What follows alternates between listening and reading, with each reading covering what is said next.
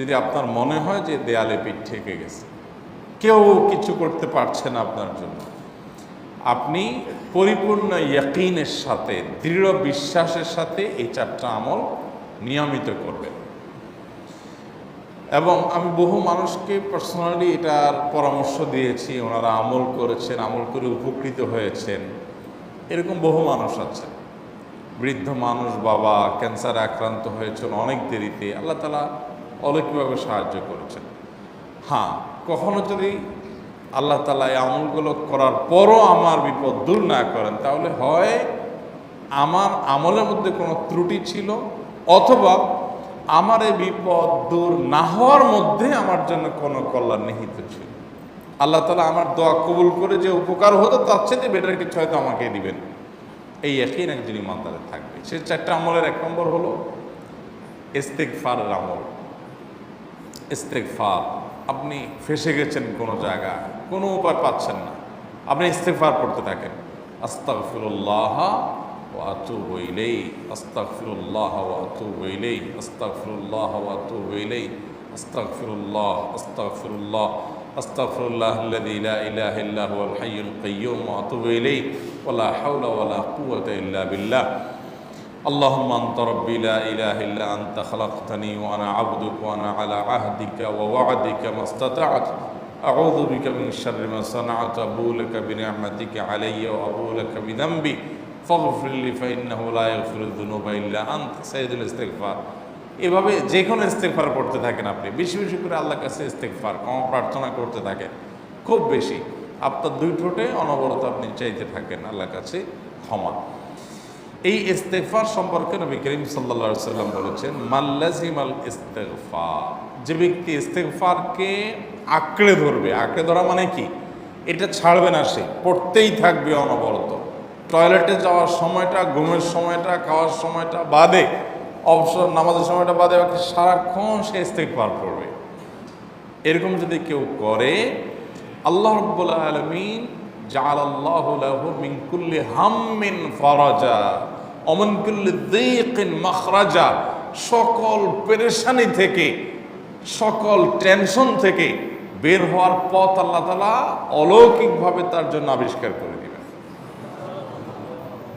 এবং আমি আমার জীবনে যেটা বলেছিলাম, বিস্তারিত বলতে চাই না, এরকম পরিস্থিতি আসছে যে চোখের সামনে কোনো আপাতত রক্ষার কোনো পথ আর খোলা নেই, এমন ভয়াবহ বিপদ। ইস্তেগফার করতে করতে এমনভাবে আল্লাহ তাআলা সাহায্য করেছেন যে এটা কল্পনা করলেও মনে হয় যে স্বপ্নের মতো। কিভাবে এখন এই লোক এই জায়গায় আসলো আমার সাহায্যের জন্য, এই লোক তো এটা আমি এই জায়গায় আসার কথা না, ঠিক উনি এসে হাজির হয়ে গেলেন এবং উপকারটা, আমার সমাধানটা হয়ে গেল সমস্যা। তো আলহামদুলিল্লাহ, বহুবার আমি পরীক্ষা করেছি, আর আমার পরীক্ষার 2 পয়সার দাম নাই। হাদিসে বলা আছে, গ্যারান্টি দেওয়া আছে, আমার পরীক্ষা করলেই কি না করলেই কি। তাহলে একটা আমল হলো কি, ইস্তেগফার। সব সময়ের জন্য এটা কন্টিনিউয়াস করবেন, আর এমনিও অবসর সময় ইস্তেগফার করবেন। আরবদের মধ্যে সৌন্দর্য আছে, তারা বিভিন্ন ডাক্তারের ওয়েটিং রুমে বা বিভিন্ন জায়গায় মানুষ যেখানে অপেক্ষা করে পাবলিক প্লেসগুলোতে লিখে রাখে ইস্তেগফার করুন। আপনার হাইওয়েগুলোর পাশে লেখা থাকে ইস্তেগফার করুন, এবং তারা আসলে একটু পরপর দেখা যায় ইস্তেগফার করে। ভালো মন্দ গুণ সবার মধ্যে আছে, তাদের এই ভালো গুণটা আছে, ইস্তেগফার বেশি বেশি করা। আমরা ইস্তেগফার সচরাচর এইভাবে অনবরত অবসর সময় করার অভ্যাস অনেকের মধ্যেই নেই। আমরা এটা চালু করবো ইনশাআল্লাহ। বিশেষ করে যখন কোনো সমস্যা হবে, তখন ইস্তেগফার চলতে থাকবে মুখে অনবরত, ধীরে ধীরে মহব্বতের সাথে নিজেকে, নিজের পাপ অপরাধগুলোর কথা স্মরণ করে আল্লাহর কাছে মাফ চাইতে থাকবো, পেরেশানি দূর হবে ইনশাআল্লাহ। 1 নাম্বার 2, দুরুদ। নবী করিম সাল্লাল্লাহু আলাইহি সাল্লামের প্রতি দুরুদ পাঠ করা, এটা যদি আপনি নিয়মিত করতে থাকেন মহব্বতের সাথে, আল্লাহুম্মা সাল্লি আলা মুহাম্মদ ওয়া আলা আলি মুহাম্মদ কামা সাল্লাইতা আলা ইব্রাহিম ওয়া আলা আলি ইব্রাহিম ইন্নাকা হামিদুম মাজিদ, আল্লাহুম্মা বারিক আলা মুহাম্মদ ওয়া আলা আলি মুহাম্মদ কামা বারাকতা আলা ইব্রাহিম ওয়া আলা আলি ইব্রাহিম ইন্নাকা হামিদুম মাজিদ। আপনি একবার ছোট দুরূদ যদি পড়েন, সাল্লাল্লাহু আলাইহি ওয়াসাল্লাম, সাল্লাল্লাহু আলাইহি ওয়াসাল্লাম, আল্লাহুম্মা সাল্লি আলা মুহাম্মদ ওয়া আলা আলি মুহাম্মদ, শুধু এইটুকু পড়েন। জাযাল্লাহু আন্না মুহাম্মাদাম মা হুয়া আহলু, শুধু এইটুকু পড়েন। আপনি এভাবে যেই কোনো দুরূদ নবী করিম সাল্লাল্লাহু আলাইহি ওয়াসাল্লামের প্রতি যদি পড়েন এবং পড়তে থাকেন অনবরত, ইস্তিগফারের পাশাপাশি দুরূদের ক্ষেত্রে নবী করিম সাল্লাল্লাহু আলাইহি ওয়াসাল্লাম বলেছেন যে এইটা তোমার জন্য যথেষ্ট হয়ে যাবে। তুমি যদি আল্লাহর কাছে আর কোনো দোয়া করতে না পারো, শুধু দুরূদটা পড়ো, তোমার সব পেয়ে যাবে, কিচ্ছু লাগবে না। এক সাহাবী বলছেন, ইয়া রাসূলুল্লাহ, আমার দোয়ার মধ্যে দুরূদ কত পার্সেন্ট রাখবো? আমি তো আমার অনেক কিছু আল্লাহর কাছে চাইবো, দুরূদ মানে তো নবীজির জন্য দোয়া, মানে আমার জন্য তো আমি দোয়া করবো, আপনার জন্য দোয়া কত পার্সেন্ট করবো? 1/3, 1/4, তারপরে হাফ, এবার বিভিন্ন পার্সেন্টেজ বলছিলেন তিনি। নবী করিম সাল্লাল্লাহু আলাইহি ওয়াসাল্লাম বলেছেন যে হ্যাঁ, এর বেশি করতে পারলে আরো ভালো, আরো ভালো। তো ভদ্রলোক এর বেশি, ওই সাহাবী রাদিয়াল্লাহু তাআলা আনহু, তিনি এর বেশি বাড়াতে বাড়াতে বাড়াতে বাড়াতে একটা পর্যায়ে বলছেন যে আমি সব দোয়া আপনার জন্য করি। নবী করিম সাল্লাল্লাহু আলাইহি ওয়াসাল্লাম বলেছেন তাহলে তোমার আর কোনো দোয়াই করতে হবে না, এর মধ্যে সব দোয়া চলে আসবে। কারণ আপনি যদি বলেন আল্লাহ আপনার নবীর প্রতি আপনি রহমত নাজিল করেন, আপনার নবীর প্রতি আপনি শান্তি নাজিল করেন, আপনি যেটা দোয়া করেন, তো আল্লাহকে আল্লাহর নবীর প্রতি আপনি রহমত নাজিল করতে বললে আল্লাহ তাআলা আপনার প্রতি রহমত নাজিল করবেন কি করবেন না? আপনি কাউকে খুশি করতে চান, কার কাছ থেকে কিছু আদায় করতে চান, তার ছেলেটারে যদি হাদিয়া তোহফা দেন, আদর যত্ন করেন, তো বাই ডিফল্ট অটোমেটিকলি ওই লোকের সিম্পেথি আপনার দিকে আসবে কি আসবে না? চোখ বন্ধ করে আসবে। তো আল্লাহর নবীর জন্য যখন আপনি দোয়া করবেন তখন আল্লাহ তাআলা আপনার মধ্যে রহমত নাজিল করবেনই, এটা নবী সাল্লাল্লাহু আলাইহি ওয়াসাল্লামের ওয়াদা। যেই কোনো পেরেশানি, তিনি আরো বলেছেন যদি কেউ দুরূদের আমল করে নিয়মিত, আল্লাহ রাব্বুল আলামিন তার সকল পেরেশানির জন্য যথেষ্ট করে দিবেন। এই আমলটাকে সবগুলো দূর করার জন্য যথেষ্ট হয়ে যাবে। এই দুরূদের আমলটা আমি দেখেছি সুবহানাল্লাহ গুলির মতো কাজ করে। আজকের ঘটনা, এক ভদ্রলোক সকালে একটা টেলিভিশন চ্যানেলে, বেসরকারি চ্যানেলে প্রোগ্রাম শেষ করে নামছিলাম লিফটে, তো উপস্থাপক উনি বলছিলেন যে ভাই, মানে দুরূদের আমল পড়ে আমি কিছুদিন আগে একটা ইয়াতে মানে এমন একটা অবস্থা যে এইটা থেকে বের হওয়ার কোনো পথ আর নাই, শুরু করলাম দুরূদ অনবরত, এরপরে আল্লাহ তাআলা আমাকে এমনভাবে উদ্ধার করলেন আমি কল্পনাও করতে পারিনি।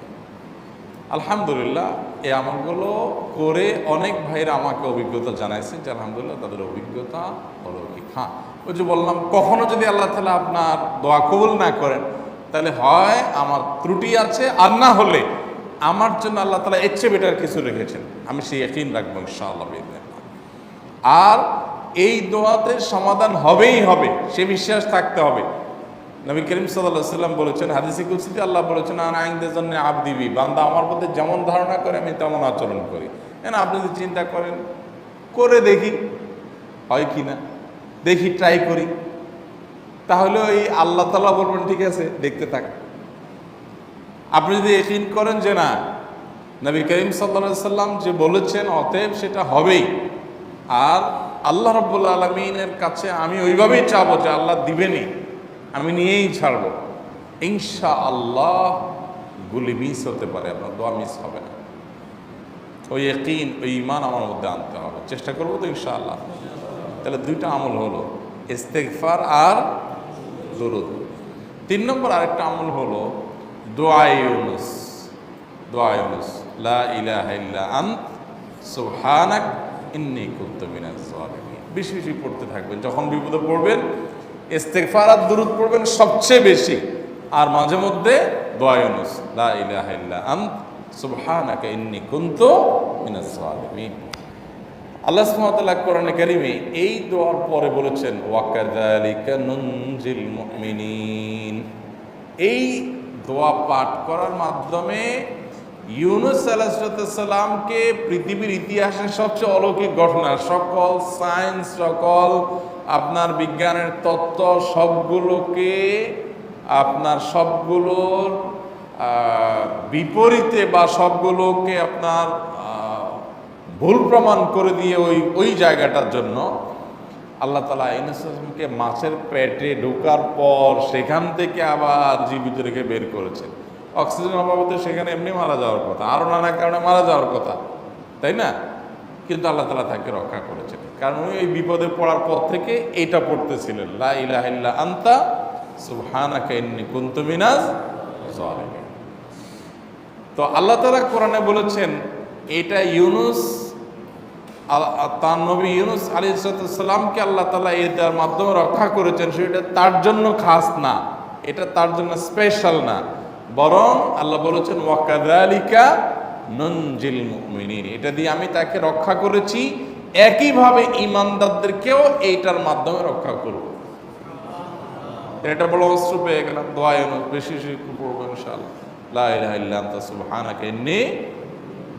আমার দেশে আবার দেখা যায় বিপদ হয়ে গেলে তখন হুজুর ভাড়া করে যে ভাই আপনারা সবাই মিলে এটা 1 লাখ বার পড়ে দেন, 1.25 লাখ বার পড়ে দেন, টাকা দিব আপনারা পড়ে দেন। আপনারটা আপনি পড়বেন ভাই, হুজুরদের কাছে দোয়া চান সমস্যা নাই, আর হুজুরদেরকে খাটায়া টাকা দিবেন কেন, এমনি টাকা দিবেন না দিয়া, আর এই দোয়া নিজে নিজে করতে থাকবেন।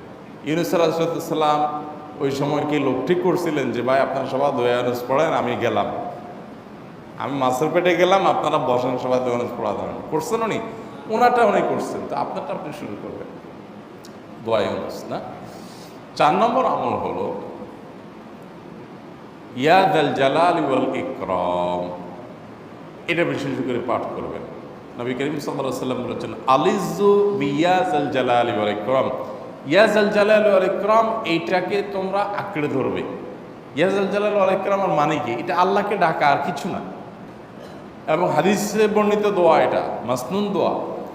ইয়া যাল জালালি ওয়াল ইকরাম মানে হে মহা ক্ষমতার অধিকারী, প্রতাপশালী এবং সম্মানের মালিক, এটা বলার মানে হলো আল্লাহর কাছে নিবেদন করা, যেহেতু আপনার প্রতাপ আছে, আপনার জালাল আছে, আপনার বড়ত্ব আছে, হে বড়ত্বের অধিকারী এবং হে সম্মানের অধিকারী, আপনার যেহেতু আল্লাহ তাআলা এটা, আপনার যদি এটা আছে, অতএব হে আল্লাহ আপনি আমাকে এটা দান করুন, আপনার সেখান থেকে আমার প্রতি রহম করুন, আপনার সেখান থেকে আমাকে, আপনার বড়ত্ব থেকে আমাকে আপনি হেফাজত করুন, আপনার একরাম থেকে আমাকে আপনি, তা দিয়ে আপনি আমাকে রহম করুন।